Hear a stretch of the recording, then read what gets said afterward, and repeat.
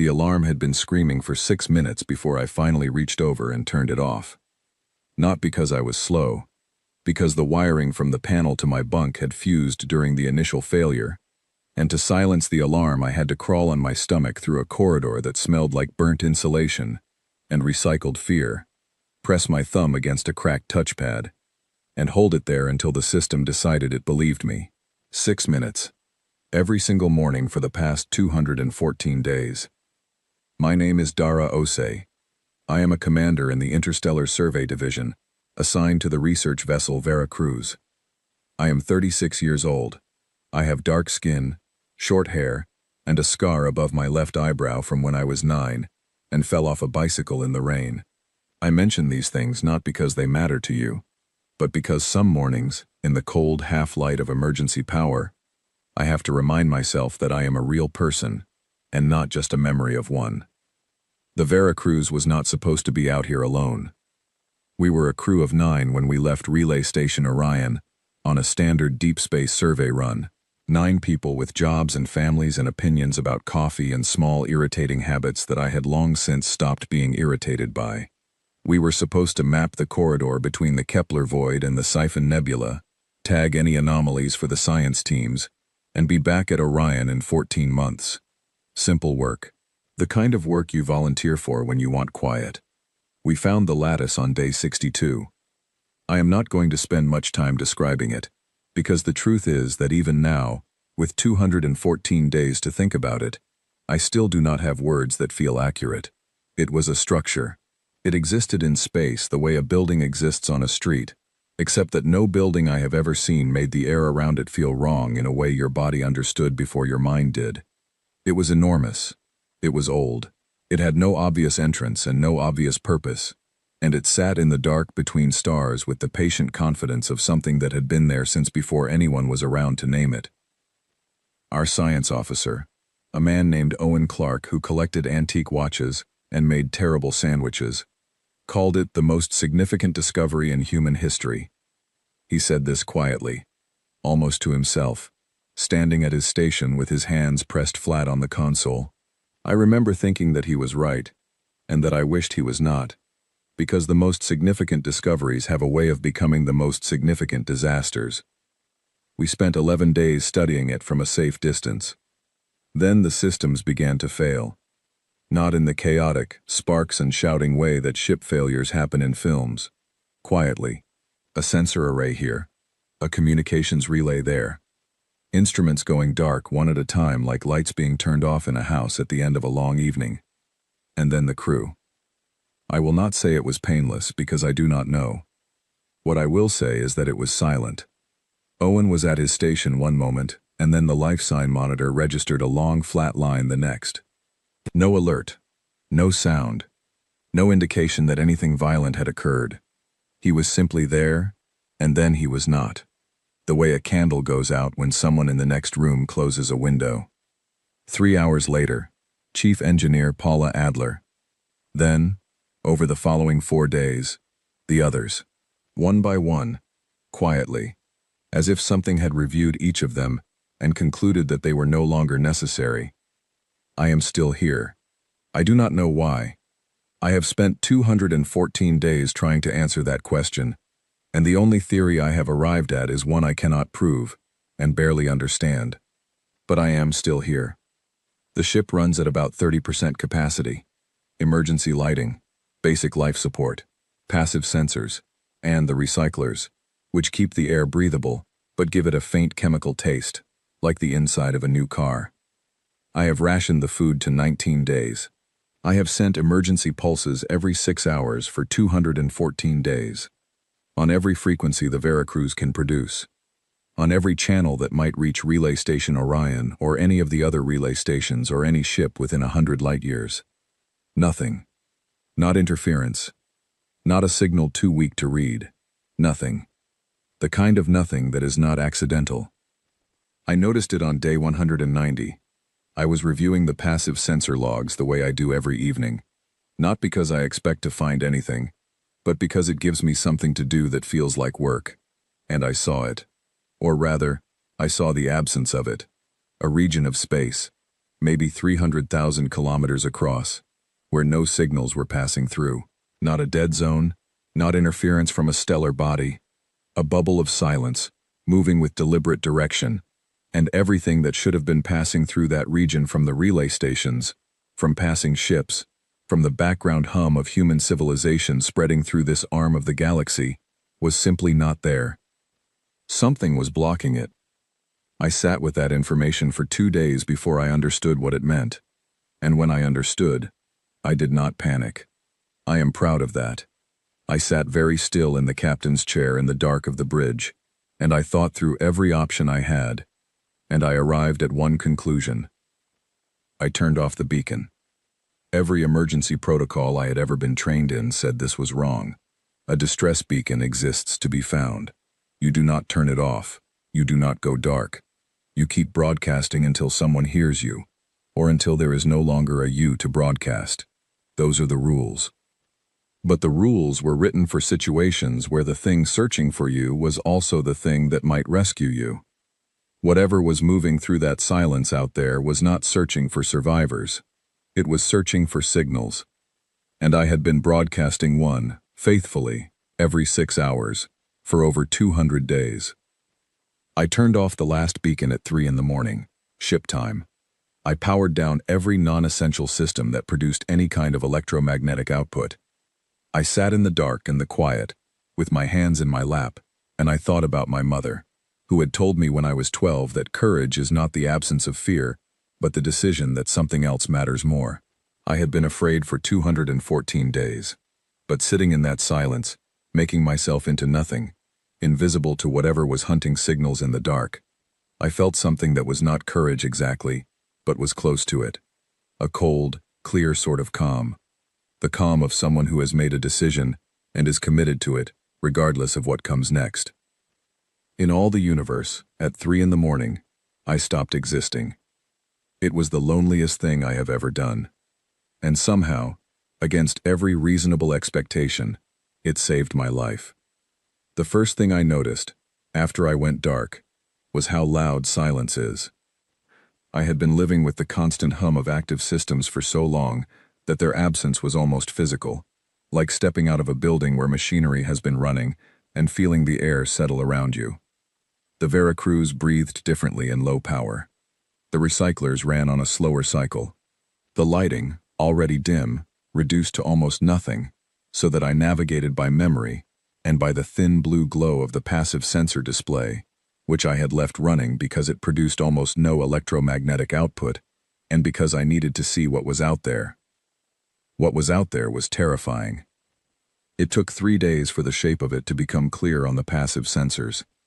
I had been watching the moving zone of silence since before I went dark, but in those first days after shutting down the beacon, with no active scanning, I was working from reflected light and gravitational data and the tiny residual heat signatures that my instruments could barely detect at this range. I built the picture slowly, the way you might sketch a face in a dark room, one feature at a time, and when it was complete I sat looking at it for a long time without moving. The thing that was moving through that zone of silence was not a ship. Or rather, it was not what any human being would recognize as a ship, because a ship is a thing that carries people or cargo from one place to another, and what I was looking at did not seem to be for either purpose. It was large. My best estimate, working from the gravitational shadow it cast against background stars, was that it was between 12 and 18 kilometers long. It had no heat signature in the infrared range, which meant it was either extremely cold or had some method of radiating heat that my instruments could not detect. It had no reflective surface signature in the visual range. It was, for all practical purposes, invisible, except for the silence it left behind it. I watched it pass within 800 kilometers of the Veracruz over the course of 6 hours. 6 hours, 800 kilometers. That is closer than some of the moons around the gas giants I had surveyed in my career. Close enough that if it had been emitting any kind of standard radar sweep, it would have found me without difficulty. But it was not sweeping randomly. It was doing something more precise than that, and as I watched the pattern of the silence move around it, I began to understand what I was seeing. It was listening. The zone of silence was not an effect of its presence. It was a function. The thing was absorbing all electromagnetic signals in its vicinity, pulling them in, analyzing them, sorting them, like a vast net dragged through water. And what it was catching, I realized, was not just random noise. It was the signature of structured thought, the kind of electromagnetic interference produced by minds that organized information, communicated, remembered. It was hunting for intelligence. I know how that sounds. I know it sounds like the kind of conclusion you reach when you have been alone in a broken ship for over 200 days, and have too much time and too little company. But I had the sensor logs, and I had 200 days of engineering training, and I had the particular clarity of mind that comes from prolonged isolation, which is not the same as madness but is, in some ways, its neighbor. I was not guessing. I was reading the data. The thing outside was hunting for minds. And for 6 hours, it passed within 800 kilometers of me. And it did not find me, because I had turned off every signal I was producing and made myself into a hole in space. When it finally moved past and the gravitational shadow began to fade from my sensors, I let out a breath I had apparently been holding for 3 hours, based on the sharp, immediate headache that followed. I pressed my palms flat against the cool surface of the console, and I stayed very still, and I thought about Owen Clark and his antique watches, and his terrible sandwiches, and I thought about Paula Adler, who had kept the ship running through 2 major system failures and a micrometeorite strike, and had done it without ever once raising her voice. I thought about the other 6, their names, their faces, the specific sounds of their footsteps in the corridor, which I had memorized without meaning to and now could not forget. Then I stopped thinking about them, because grief is a weight, and I could not afford the weight. Not yet. I filed it away in the part of me that deals with things later, and I returned to the data. The Kethara had given us access to their linguistic database when the partnership was formalized, 40 years ago. The standard diplomatic data package, loaded onto every survey vessel and relay station, contained translation matrices for over 200 known spacefaring civilizations, living and extinct. I had never needed it. Deep space survey work is not the kind of work that puts you in contact with alien intelligences. You map, you tag, you go home. But the fragments I was pulling from the electromagnetic analysis of the signal absorption patterns were structured in a way that matched nothing in the standard database exactly. Closest match. 81% correlation with a dead language cataloged by the Kethra 14,000 years ago, belonging to a civilization they referred to in their records as the First Wanderers. 81%. Not enough to translate fully. Enough to extract meaning from fragments. I worked for 3 days, alone in the blue-lit dark, cross-referencing the fragments against the database, building context from repetition and pattern, the way you learn any language before you have a teacher. I ate twice. I slept in short intervals, the console display keeping watch, and on the 3rd day I had enough. The word that appeared most frequently in the signal absorption patterns was not a noun or a verb. It was a category marker, the linguistic equivalent of a label on a filing cabinet. It appeared before every other signal the thing was analyzing. Every piece of electromagnetic data it caught, it tagged with this marker first, and then with a secondary classification. The primary marker, as best I could translate it, meant something like assessed, cataloged, processed. The secondary classifications were things like insufficient, incomplete, consumed. The ones that were not classified as consumed were tagged with a 3rd marker that I could not translate at first, because it only appeared in combination with the others, and had no direct equivalent in any language I knew. I worked at it for most of a day, and when I finally arrived at the closest meaning I could extract, I felt the hair rise on the back of my neck. The 3rd marker meant reserve, or perhaps pending. The meaning was something like a note written in the margin of a document. Come back to this one later. There were 11 civilizations in the secondary data, 11 sets of signals, 11 categories of mind, all tagged with either consumed or pending. The ones marked consumed were the Kethara. I recognized the signal characteristics immediately. The Kethara signals were not absent from the data. They were there, all of them. every transmission that should have been passing through this region of space, and they were tagged as consumed. The Kethara were not gone. They had been processed. I sat with that for a long time. The Kethara were one of the most advanced civilizations in this arm of the galaxy. They were humanity's allies. They had 40 years of partnership with us, cultural exchange, scientific cooperation, a diplomatic relationship that had taken 2 generations of careful, patient work to build. And something had moved through their territory and tagged their civilization as consumed, the way you might tag a file as completed. The relay stations were not silent because of a technical failure. They were silent because whatever had taken the Kethara's signals had been moving outward from their space, absorbing as it went, and the relay stations were in its path. And one by one they had gone dark, not because they had broken, but because the signals they were transmitting had been caught and processed before they could reach me. Humanity was next on a list. A list that, based on the oldest date stamps in the data, had been written before the first human being had ever looked up at the stars and wondered what was out there. But there was something else in the data. Something the thing outside had flagged differently from all the others. A category it had not assigned to any of the 11 civilizations.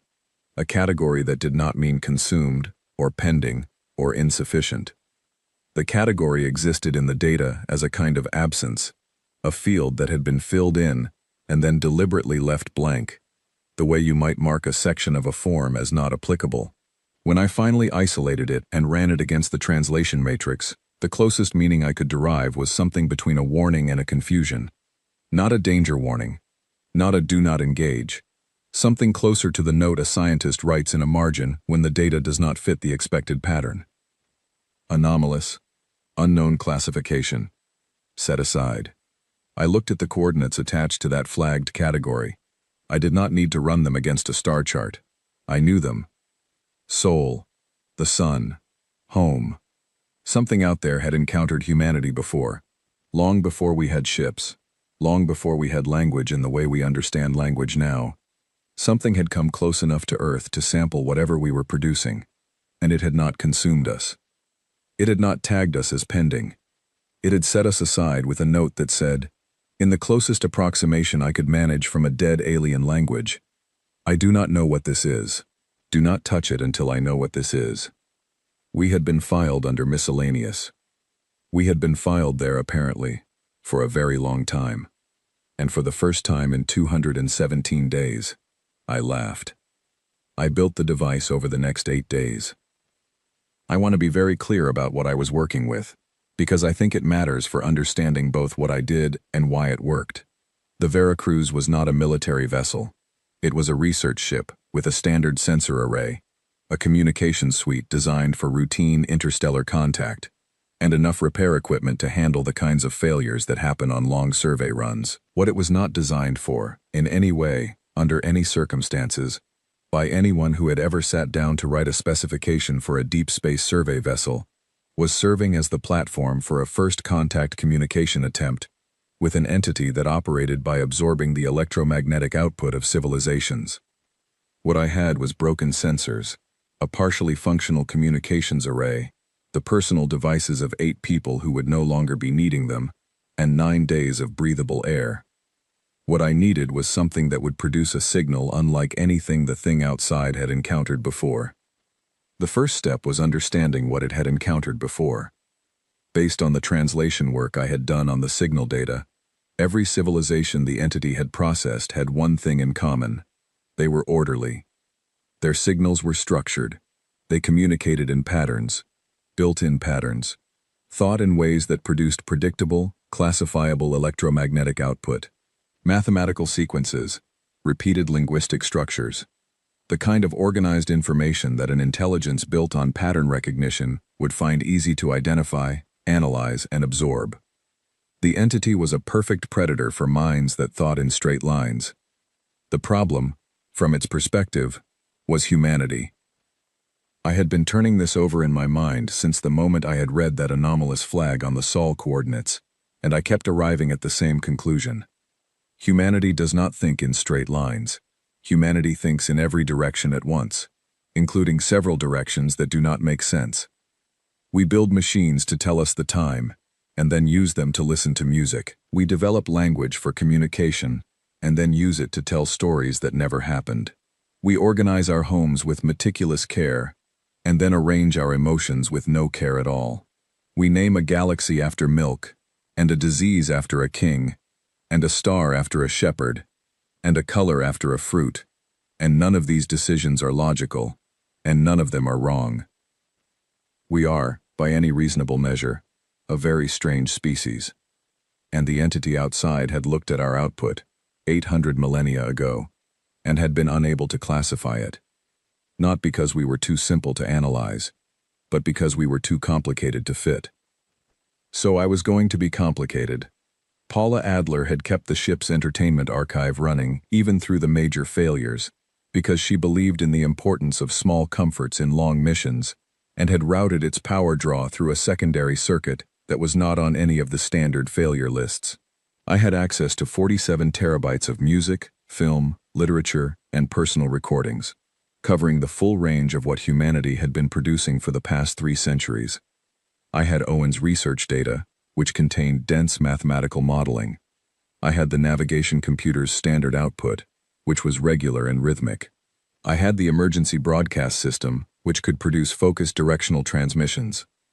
I had the personal devices of 8 people, each of which contained a slightly different version of a human life in audio and text and image. I began pulling it together. The first day I spent selecting music in 17 languages, from a drone recorded in a Tibetan monastery, to a piece of electronic composition made by a teenager in Oslo, to a traditional song from Western Ghana that my grandmother used to hum when she was cooking. Poetry, arguments, a recording Owen had made of himself trying to learn the guitar, badly. Paula's voice messages to her daughter, which I should not have listened to but did, alone in the dark, and felt the weight of. A lullaby in English, and then the same melody on a piano, and then the same melody again, slightly wrong, the way a child hums it when they have not quite learned the words. The second day I spent on the technical framework. The communications array could not produce a sustained burst on its own, not in its current state, but I could route power from the navigation computer and the entertainment system and 3 of the personal devices simultaneously, use them as a kind of choir, all outputting at once, all slightly different, all overlapping. Not a clean signal, not a structured transmission. A noise, but an intelligent noise. The kind of noise that only comes from something that is thinking too many thoughts at the same time, which is the most human state of being that I know. The 3rd through 6th days I spent building, which mostly meant crawling through conduits and pressing cables together, and burning my fingers twice, and sitting in the dark for long periods trying to remember whether a particular circuit board was in storage compartment 7 or storage compartment 9. It was in storage compartment 12, which I had not considered. I found it at 2 in the morning on day 5, sitting on the floor of the corridor with my back against the wall, laughing again, because the alternative was something I had decided not to do. The 7th day I spent checking and rechecking. I ran the signal through the system on low power. Not enough to be detected outside the hull, just enough to confirm that all the components were talking to each other the way I needed them to. They were. Mostly. There was a feedback loop in the secondary output that I had to correct with a piece of wire, and a component I removed from the coffee maker, which Paula would have appreciated as an engineering solution, and would also have been appalled by. On the 8th day, I wrote the file that would open the transmission. I thought for a long time about what to put at the beginning. A mathematical sequence would be too clean, too classifiable. A linguistic message would be too structured. In the end, I put in what felt true, which was everything. The music first, all of it at once, overlapping, contradicting, beautiful and strange. Then the voice messages and the poetry, and the argument that 2 crew members had on day 30 about the correct way to store dried food, which had never been resolved. Then the guitar playing, Owen's terrible, patient, hopeful guitar playing. Then the lullaby again, slightly wrong. Then silence, very brief, the way a sentence ends before the next one begins. Then the mathematical modeling, dense and precise, and underneath it, running simultaneously, the entertainment archive soundtrack of a film, about a man who spent 40 years building a boat he was never going to sail. I titled the file that last part. Not because the man in the film was like me, but because I understood him better than I had when I first watched it. I set the transmission to fire as a single directional burst in the approximate direction the entity had moved, which my passive sensors suggested was now about 12 light hours away. One burst. Everything at once, the most human thing I could make. A mess. A beautiful, contradictory, unclassifiable mess. My hand hovered over the control for a long time. I had 9 days of air. The burst would announce my position to something that had processed 11 civilizations. I had no weapons. I had no allies. I had no backup plan. I had a device built from a coffee maker and 8 people's personal music collections, and a theory about why we had been filed under miscellaneous. I thought about Owen at his station, saying this is the most significant discovery in human history, very quietly, almost to himself, with his hands pressed flat on the console. He was right. He was just looking at the wrong discovery. I pressed the control. The burst fired for exactly 11 seconds. Then I went dark again and I waited. 6 days later, with 3 days of air remaining, the entity came back. I watched it on the passive sensors, the same gravitational shadow, the same zone of silence moving ahead of it, and it was moving directly toward the Veracruz, with a deliberate, unhurried precision that made very clear it had found exactly what it was looking for. I did not move. I did not adjust any systems. I sat in the captain's chair in the dark and I watched it come, and I thought about the fact that the most common last mistake made by characters in old horror films was moving toward the source of the unknown, and I thought about the fact that I had done exactly that, except in reverse, by drawing the unknown toward me, which was probably worse. It was close enough to see on the visual sensors, barely, as a kind of curvature in the star field, a lens of distortion. 12 kilometers of something that had no right to exist moving toward me at a speed that suggested it was not hurrying, because it had no reason to hurry. I had run the numbers. I had done everything I could do. I had made my device and sent my signal, and now I was sitting in a broken ship 300 light-years from the nearest human being, watching something ancient and unknown come for me, and there was nothing left to do but wait and see what it thought about what I had sent it. It was at this point that something appeared from a direction I had not been watching. I had been so focused on the entity's approach from the northeast quadrant of my sensor field that I had not been paying sufficient attention to the southwest, which, in hindsight, was a significant error in sensor discipline, for which I will note, for the record, that I had the excuse of being the only person on the ship. The reading on the southwest sensor was small at first, then large very quickly, the way something looks when it has been running very dark and very fast for a very long time, and has only just become visible because it chose to. Not one reading, 13 readings.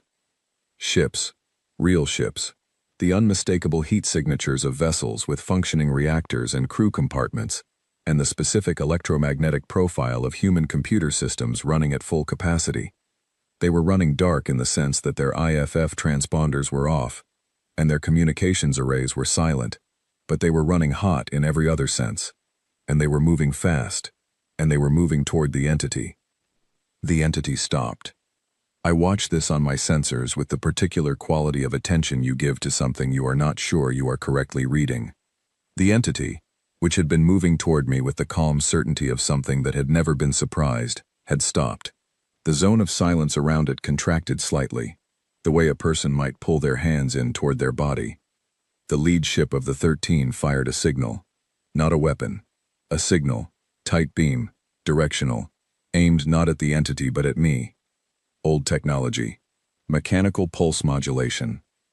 Unhackable, unabsorbable, because it worked on physical vibration rather than electromagnetic output.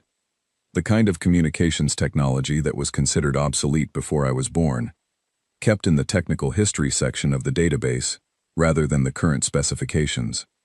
The voice on the signal was tired and warm, and carried the specific brand of calm that belongs to people who have been doing something extremely difficult for a very long time, and have reached a kind of peace with the difficulty of it.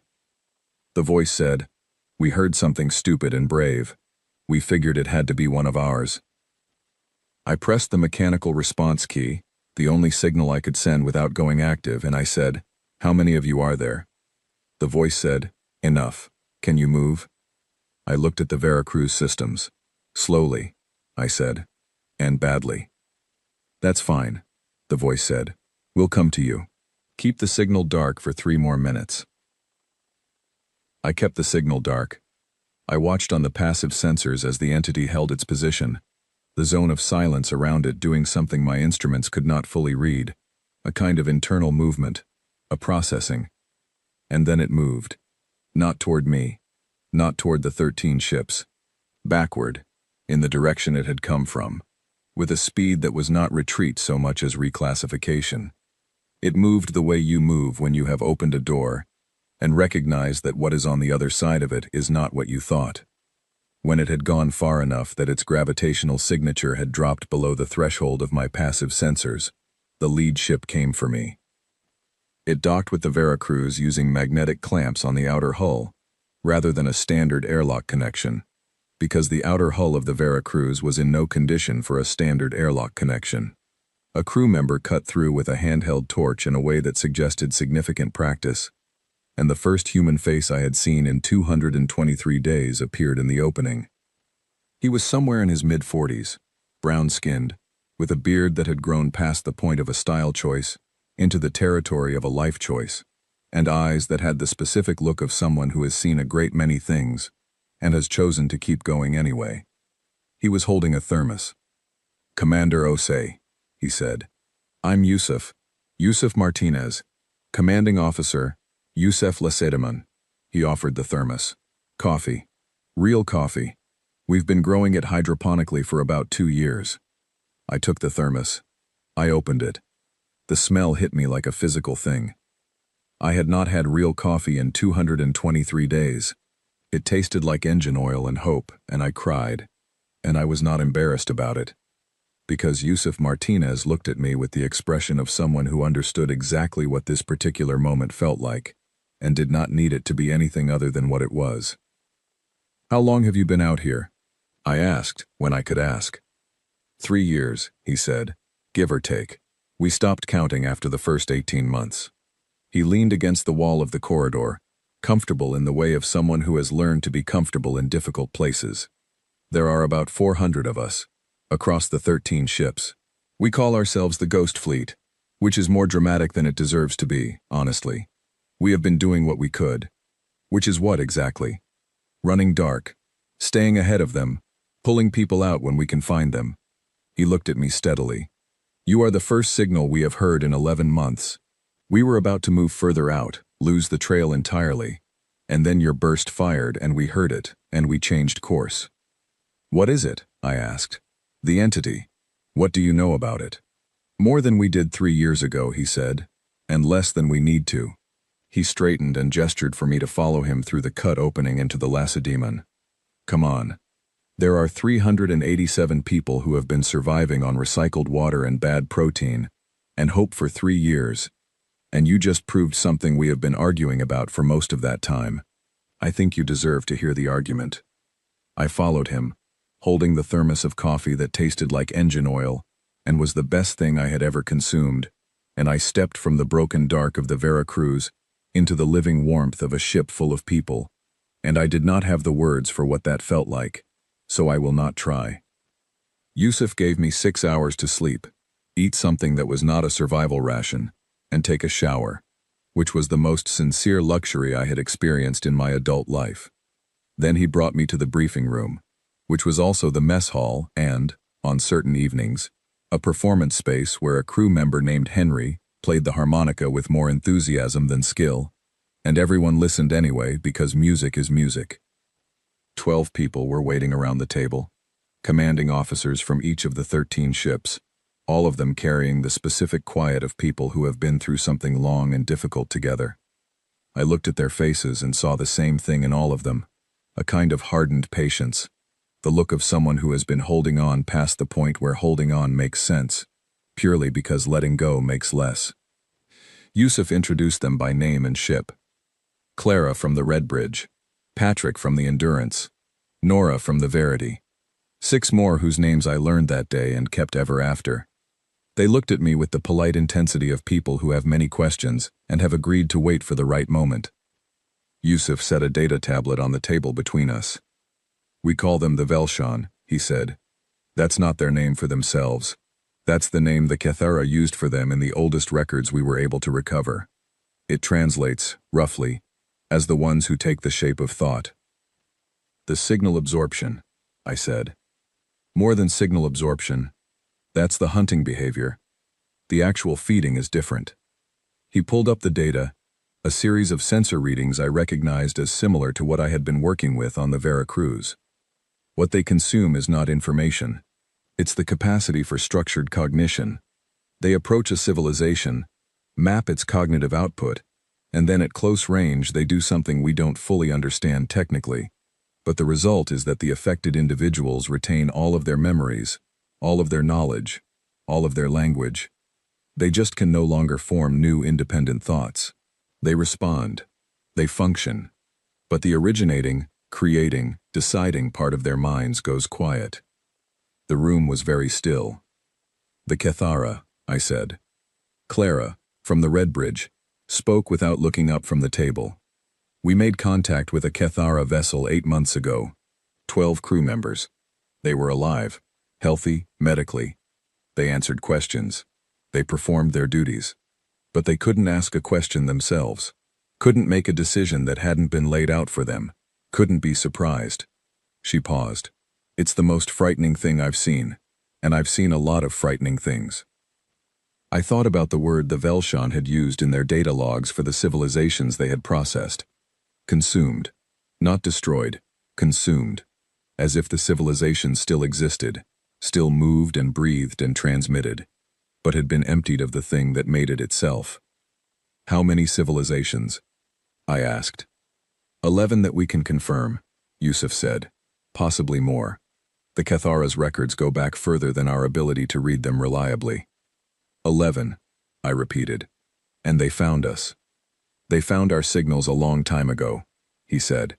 "That's the part we've been arguing about." He leaned forward. "In the Kethra data archive, there's a record. Old. Very old. Tagged with a classification that doesn't appear anywhere else in the archive." I already knew what he was going to say. I had read the same data flag on the Veracruz, but I let him say it, because the room needed to hear it. "It's a warning," he said. "Not a threat warning. More like a scientific annotation. Something they encountered that didn't fit their models, and that they flagged for future study. The coordinates in the record correspond to our solar system. The timestamp on the record is approximately 800,000 years old." Patrick from the Endurance said, quietly, "Before we had writing." "Before we had fire," Yusuf corrected, just as quietly. "Whatever they encountered when they came close to Earth 800,000 years ago, it was not what we would call a civilization, but it produced enough cognitive noise that it registered as unclassifiable in their systems, and they pulled back and left a note that said, roughly, 'Come back to this later when we understand it better.' And they came back," I said. "They came back," he agreed, "and what they found was considerably louder than what they left." He looked around the table. "The argument we have been having for 11 months is about what that means. Whether the thing that makes us unclassifiable to them is a vulnerability they haven't found the key to yet, or whether it's something that actually functions as a defense." "The burst I sent," I said. "The burst you sent," he said, "did something we have not seen in 3 years of watching these things operate. It stopped one, cold, and then it retreated." He held my eyes. "We have fired every kind of conventional weapon we carry at them, and the results have ranged from ineffective to very ineffective. We have tried structured communications, mathematical sequences, standard linguistic first contact protocols. They catalog it and move on. You sent them 11 seconds of music and arguments, and a man learning to play guitar, and they stopped and left." The room was quiet for a moment. Henry, the harmonica player, who turned out to also be the chief science officer of the Lacedaemon, cleared his throat. "What we think," he said carefully, is that their cognitive absorption system works by identifying, mapping, and then overriding the structured pattern of a target mind. The more structured the pattern, the easier it maps. And the thing about human cognitive output is that it's not structured. It's not random either, which would just be noise. It's something in between. It's structured and unstructured at the same time, organized and chaotic simultaneously, which means when their system tries to map it, the map keeps changing. It's like trying to trace the outline of something that's moving. We make their instruments malfunction, Clara said. We confuse them, Henry said, which is not the same as stopping them, but it might be enough to make us not worth the effort. I looked at the data tablet. 11 civilizations. The Cathara, emptied but still breathing. The relay stations gone quiet. And a note in a dead alien language that was 800,000 years old, that said, in the closest translation I could manage, I do not know what this is. Do not touch it. They're afraid of us, I said. Yusuf shook his head. Not exactly. Fear is what you feel towards something you understand well enough to know it can hurt you. What they feel toward us is something else. Something closer to the reaction you have when you reach for something solid, and your hand passes through it. He paused. They can't get a grip on us. So what do we do with that? I asked. And for the first time since I had walked into that room, something that was not quite a smile, but was close to it, crossed Yusuf Martinez's exhausted, patient face. That, he said, is a very human question, and I've been hoping someone would ask it. 6 months.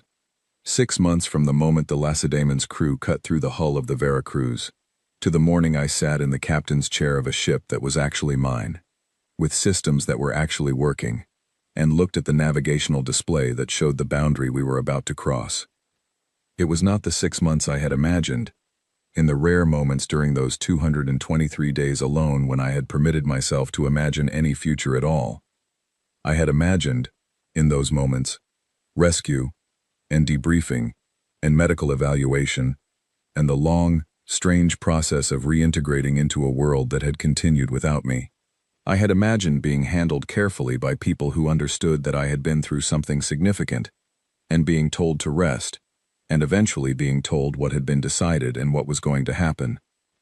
What actually happened was that I rested for approximately 3 days, during which time Yusuf and Clara and Patrick and the others debated what came next. And on the 4th day, Yusuf came to my quarters and sat down and said, without preamble, I think you should command the next phase of this. I asked him why. He said, because you were alone for 223 days and you didn't break. Because you read data that would have convinced most people that hope was gone, and you built a device from a coffee maker. Because you are the first person in 3 years to make one of those things hesitate, and you did it by being exactly yourself. He paused. And because the next phase requires someone who understands what we are. Not what we are capable of, what we actually are. I thought about that for a while. What we are, I have come to think, is not what we usually say we are when we describe ourselves to ourselves. We say we are intelligent. We say we are adaptable. We say we are creative, and brave, and persistent. All of these things are true, but they are not the important thing, not the thing that made an ancient, incomprehensibly advanced predator look at our planet 800,000 years ago and write a note in the margin that said, I don't understand this, leave it alone. The important thing is that we are genuinely, authentically, constitutionally, unable to be only one thing. We build machines of extraordinary precision, and then use them to send each other pictures of animals making expressions. We develop complex systems of logic, and then decide that love is worth being illogical about. We map the furthest reaches of the universe, and then argue passionately about the correct way to make a particular food. We create languages capable of expressing profound philosophical concepts, and then use them to make each other laugh. We know that we are going to end, every one of us, and we spend our limited time writing poems and painting pictures and learning instruments badly, in the corridors of research vessels adrift in the dark between stars. We are the species that could not be filed correctly, and I intended to use that. The next 6 months were not rest. They were work of a kind I had not done before, which was the work of building something from parts that had never been designed to fit together. The Ghost Fleet was not a military operation, and was not a research operation. It was 400 people who had been surviving on ingenuity and stubbornness, and the specific human refusal to accept an outcome, just because it seemed inevitable. What it needed to become was something that could move forward rather than just holding on. I spent the first month learning the ships, all 13 of them, not the systems, which I could read in the logs, but the people, which you can only learn by being among them. I ate in different mess halls every evening. I sat in on briefings and repair sessions, and the arguments that happen in every crew about things that matter, and things that absolutely do not matter but matter to the people having them. I listened to Henry play the harmonica, and I learned that Clara Norris, commanding officer of the Red Bridge, had been a school teacher before she was a ship's commander, and that Patrick Calloway of the Endurance had been trying to finish writing a novel for 11 years, and had 12 chapters, and what he described as a very complex relationship with Chapter 13. I learned the Ghost Fleet the way you learn a language, not from a dictionary, but from conversation. The second month I spent with Henry and his science team, going back through every piece of data we had on the Velshon, with the specific goal of understanding not how they worked, but what they avoided, because in 11 civilizations and 800,000 years of hunting, there was one constant: us. They had come to Earth and left. They had encountered our signals in the modern era, and flagged us in a way that was different from every other species. They had, in 3 years of the Ghost Fleet's activity, avoided any direct confrontation with human ships when the option was available. Not always, not perfectly, but consistently enough to be a pattern. What they avoided was not our strength. We had no strength that would trouble them. What they avoided was our noise. Henry had a theory he called the interference model, which was that human cognitive output functioned like a kind of static that interfered with the Velshon's absorption process, not by blocking it, but by making the target signal too variable to lock onto, like trying to tune a radio when the signal keeps moving. But the static had to be genuine to work. The Velshon could tell the difference between structured communication designed to seem chaotic and actual chaotic thought. They had been doing this for a very long time, which meant the approach we were building could not be a performance. It had to be the real thing. The third month I spent working with the crews to design what Yusuf had taken to calling the signal architecture, which was an unnecessarily elegant name for the process of making every ship in the fleet as loudly, genuinely, authentically human as possible in the electromagnetic sense. Not broadcasting to the Velshon, just being, running systems that produced the natural noise of human activity, music and conversation, and data processing, and the particular electromagnetic signature of human beings, going about their lives, in the specific, unrepeatable ways that human beings do things. The Cathara had been quiet when the Velshon came for them, organized, efficient. Their signals had been clean and structured, easy to map, easy to absorb. We were going to be the opposite. The fourth and fifth months I spent on the harder work, which was making contact. Not with the Velshon, with what was left of the Cathara. It took 47 attempts across 9 different vessels before we found one that responded differently. A Cathara ship, smaller than military class, that had been running in a wide loop at the edge of Velshon territory for what appeared to be months. When we approached it, the crew did what the other affected Cathara crews had done. They answered questions, they performed their functions, they showed no independent initiative. But when Clara played music through the external hull speakers, old music from before the Cathara's processing, recordings from the Cathara Cultural Exchange Archive that every survey vessel carried, something changed. It was small at first, a pause, an orientation toward the sound that was not a calculated response to external stimulus, but something that looked, very much, like listening. Then, 40 minutes in, one of the Cathara crew members said something that was not an answer to a question.